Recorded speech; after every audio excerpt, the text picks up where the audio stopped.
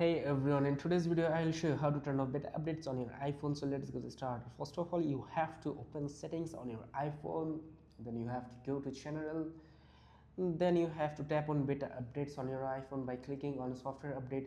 As you can see, mine is not showing any beta update because I have updated to the official iOS version of iPhone. As you can see, mine is saying to update on the another official version, which is basically 18.3.1, and you can see you will be shown with a beta update on your iPhone. You just have to tap on that update like here, and you will see the option somewhere here, and you have to select turn off and go back. Now it should say off.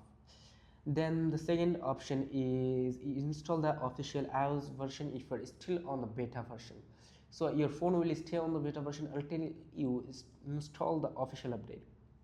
If an official update is available, tap download and install to switch back. Like you can see, mine is saying update now. I will just have to click on this option and I will be moved to 18.3.1 iPhone iOS version.